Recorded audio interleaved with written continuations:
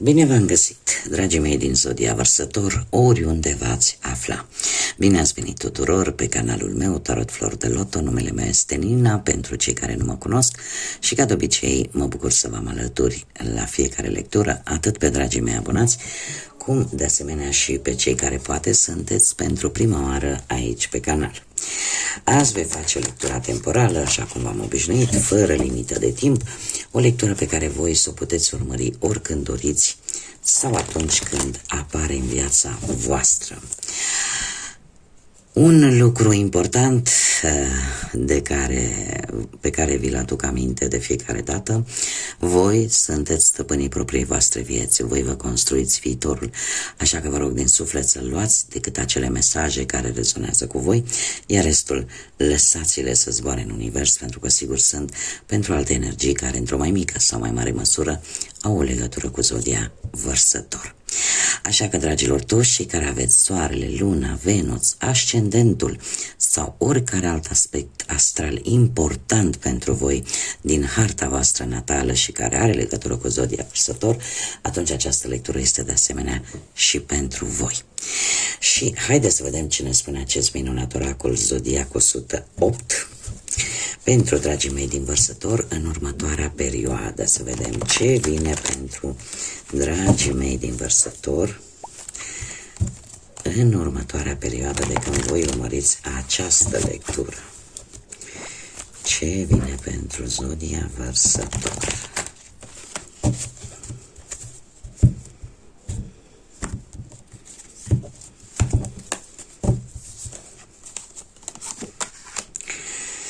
Ei, niște regrete, ceva s-a întâmplat. Posibil ca unii dintre voi chiar să fie avut parte de un mic accident. Alții au lăsat în trecut ceva ce oricum se terminase. Dar, în general, se pare că ați traversat o perioadă, eu aș spune, un pic dezamăgiți. De ce? Pentru că v-ați dat seama că o anumită situație nu se poate schimba.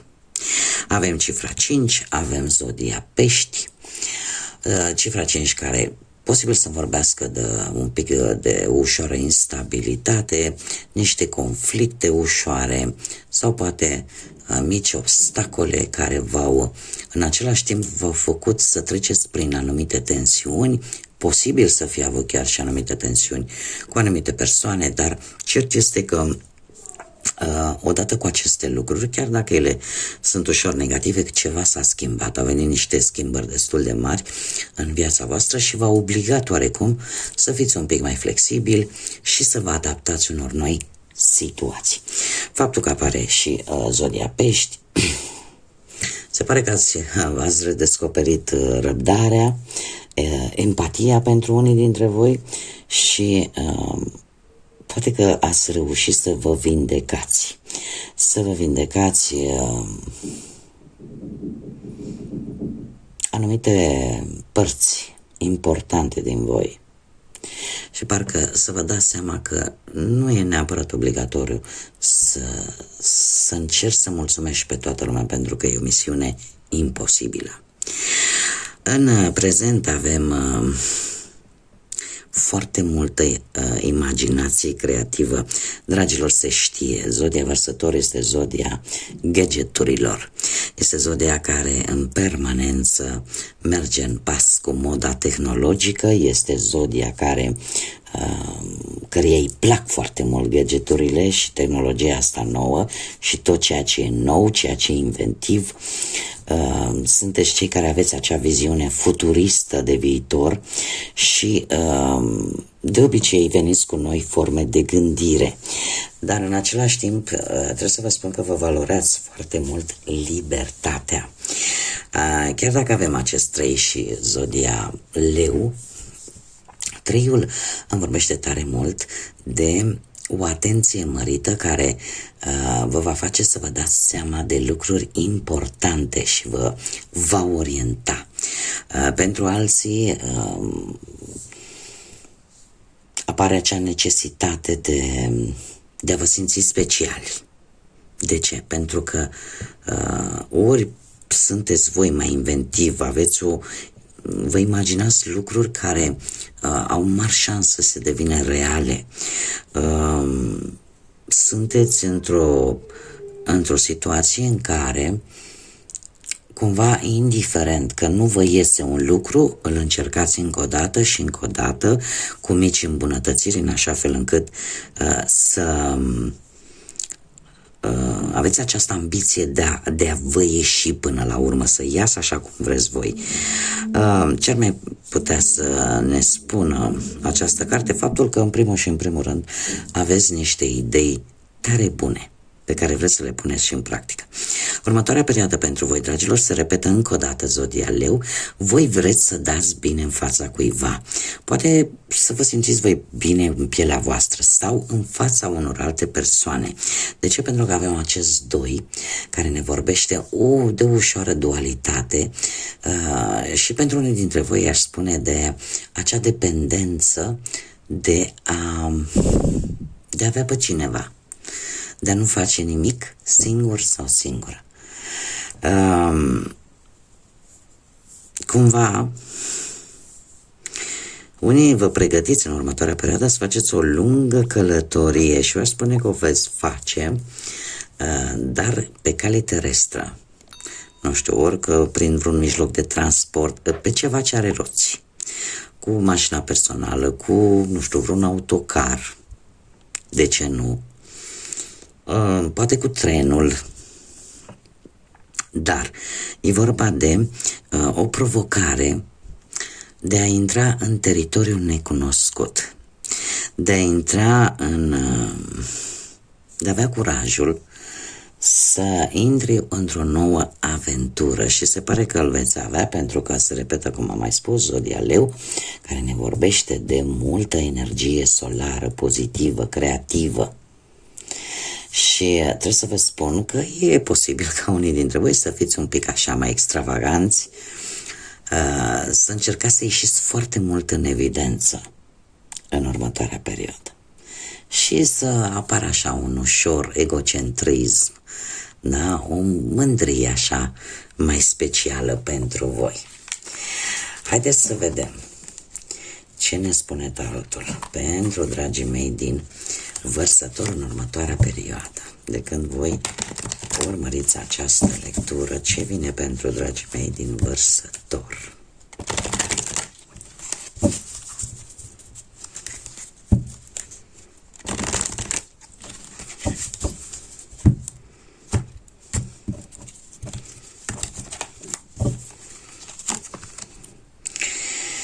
Dragilor, se pare că în acest moment lucrurile nu stau rău.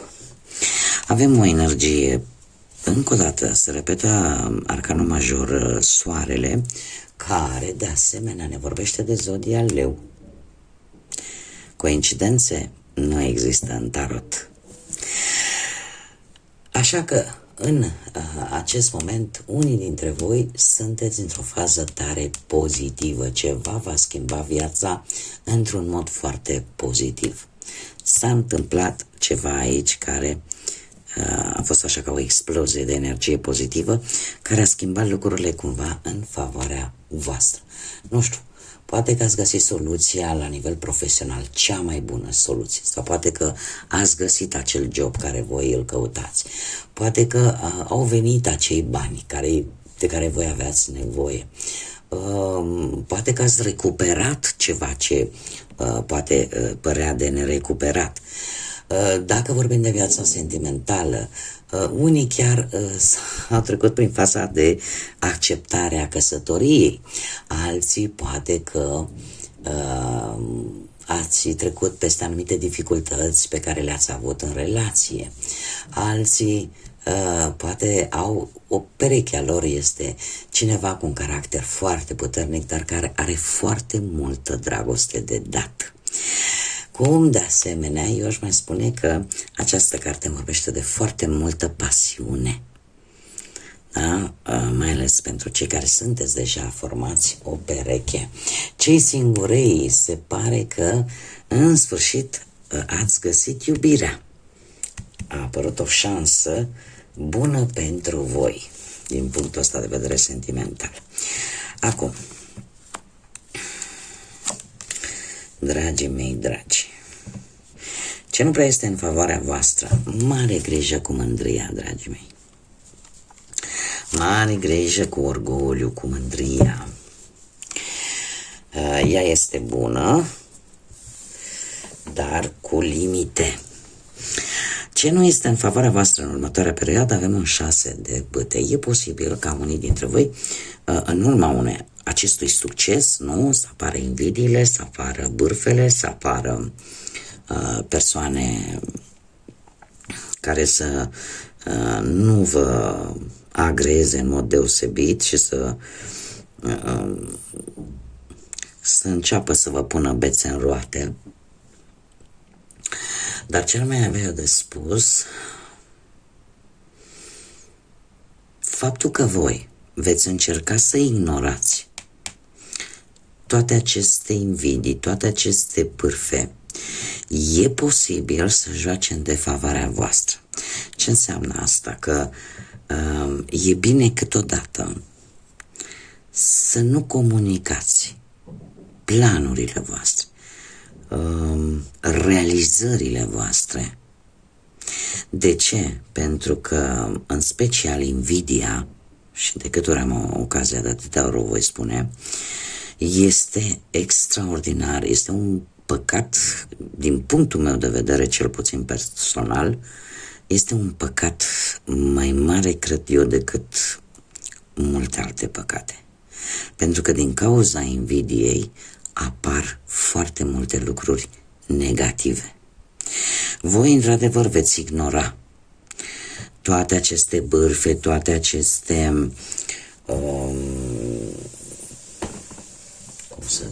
cuvinte pe la spatele vostru, veți încerca să le ignorați, dar se pare că nu e tocmai în favoarea voastră.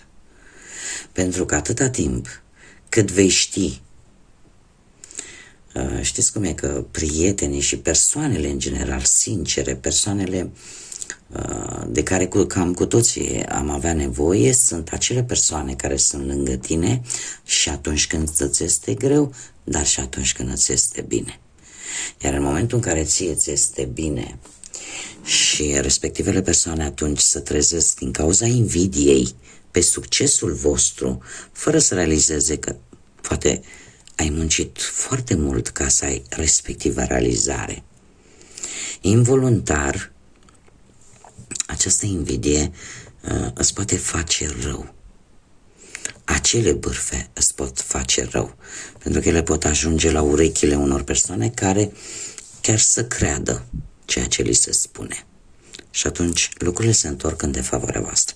Și aici mă refer strict la modul general, e vorba de orice aspect al vieții, fie el al muncii, al banilor sau al relațiilor sentimentale. Cred că aș avea pentru unii dintre voi, și aici mare atenție, mai ales pentru cei care sunteți într-o relație și aveți în plan deja să faceți nuntă sau să vă logodiți sau să stați împreună.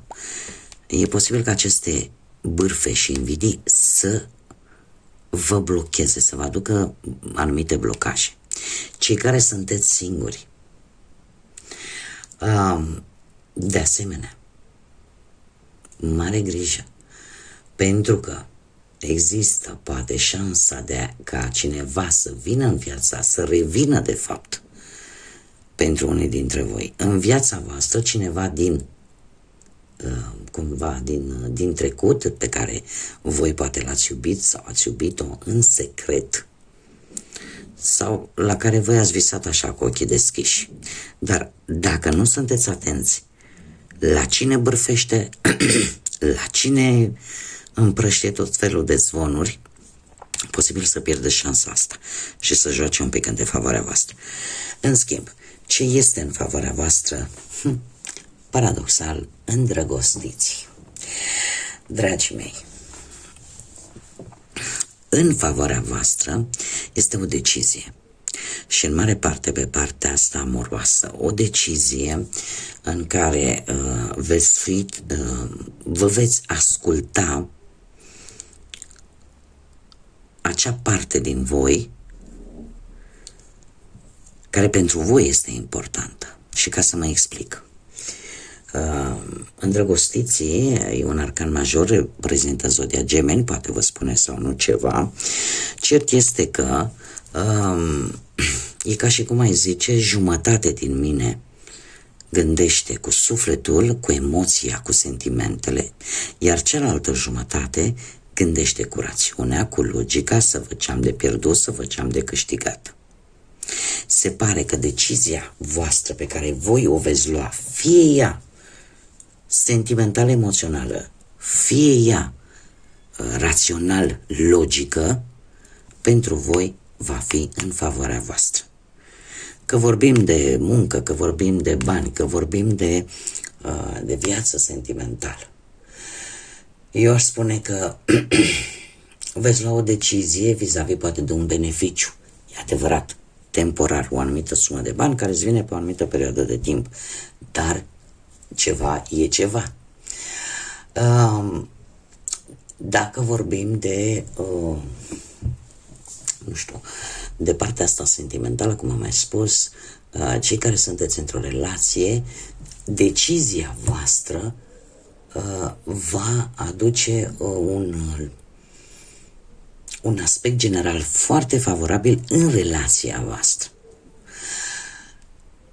Da? Apar sentimente de afecțiune reciproce, da? Adică îmbunătățiri în relație. Cei care sunteți singuri, sunt mari șanse ca decizia voastră să vă acorde o nouă șansă cu vreun fost sau cu vreo fostă. Deci este cumva în favoarea voastră. Ce puteți voi controla? Un 5 de spade. Voi puteți controla anumite tensiuni, anumite conflicte care v-ați dat seama că nu duc nicăieri. Puteți controla dacă vă veți răzbuna sau nu pe anumite persoane. Puteți controla în ce fel vă cheltuiți banii. Puteți controla dacă vindeți ceva ce nu vă mai folosește sau nu. Puteți controla anumite conflicte care păreau poate la un început păreau de neevitate. Se pare că nu e chiar așa, pentru că voi dețineți controlul. Și de asemenea puteți controla, cei care sunteți singuri, dacă decideți este un moment bun să intru într-o relație sau să-i reintru din nou într-o relație cu cineva sau nu. În schimb, ce nu puteți controla, un 8 de bâte. Un 8 de bâte care îmi vorbește de foarte multă energie. Și se vede chiar și cu acest arcan major, cu soarele. Dar voi nu puteți cumva controla o anumită comunicare, o comunicare la distanță, anumite răspunsuri foarte rapide. Nu puteți controla efectuarea unei călătorii posibil cu avionul pentru unii dintre voi. De asemenea, o anumită negociere nu va depinde doar de voi. O anumită mutare, o schimbare probabil de locație, de asemenea, nu va depinde doar de voi.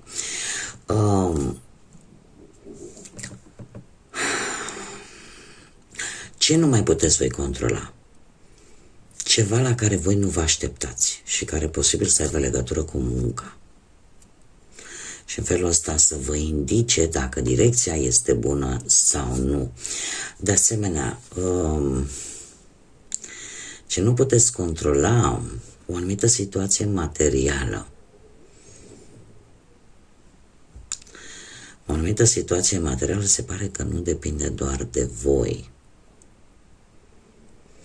Și faptul că e posibil ca unii dintre voi să fiți într-o oarecare măsură puși în situația de a cheltui niște bănuți pe niște lucruri care nu au așa o foarte mare importanță. Iar dacă vorbim de viața sentimentală, cei care sunteți deja într-o relație, ceea ce nu puteți voi controla este faptul că dacă există ceva de rezolvat în relație, nu depinde doar de voi.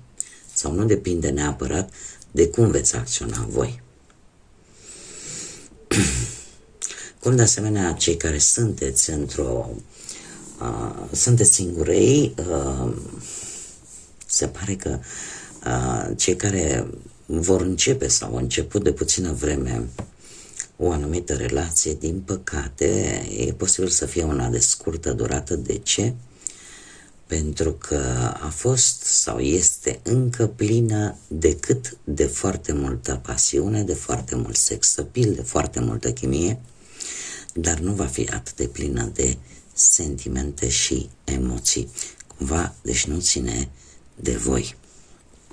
Nu stă în controlul vostru.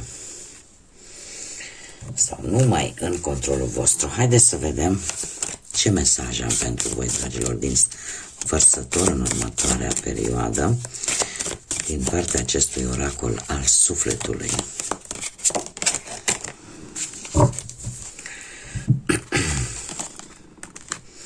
Dragii mei, avem numărul 4 și numărul 40. Poate să aibă o anumită semnificație. Și ce ne spune? Ești prinsă într-o tragedie. Eliberează-te, avansează, schimbă și renaște. Unii dintre voi e posibil să vă simțiți ca prinși așa într-o capcană, într-o situație destul de complicată. Posibil pentru unii dintre voi să fie chiar o situație destul de tragică, cum spune acest mesaj. Pentru alții să fie o perioadă destul de complicată. Îmi cer scuze, ceva mi-a căzut jos. O carte. Se mai întâmplă, mii de scuze.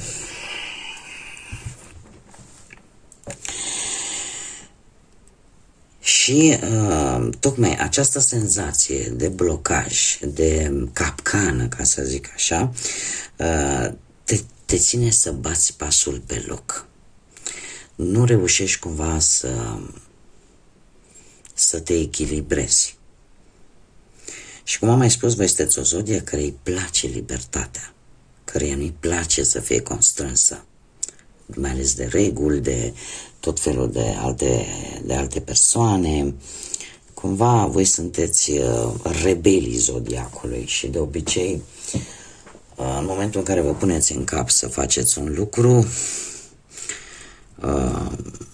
aveți această motivație. Nu vă place să vă fie îngrădită libertatea.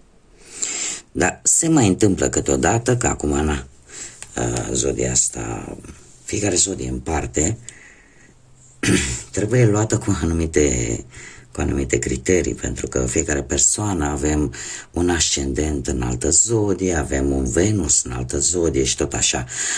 Planete care în zodiile respective vin cu influență pentru fiecare dintre noi. În această situație, unii dintre voi cumva ați rămas blocați într-o situație complicată. Și mesajul este unul foarte clar: eliberează-te, avansează, schimbă și renaște. Bun, dragii mei, cam atât am avut pentru voi. Eu vă mulțumesc pentru atenție, vă mulțumesc tuturor pentru like-uri, distribuiri, mesaje și pentru simplu fapt că v-ați abonat. Trebuie să vă spun, pentru cei care nu au făcut-o, este gratuit, nu costă absolut nimic. Așa că vă aștept cu mare interes și pe cei care încă nu v-ați abonat să o faceți, să ne întâlnim aici cu toții împreună, iar până data viitoare când ne vom reîntâlni, eu vă doresc tot binele din lume, să aveți parte de multă înțelepciune și de multă energie pozitivă. Până data viitoare, ca de obicei, să fiți iubiți, dragilor!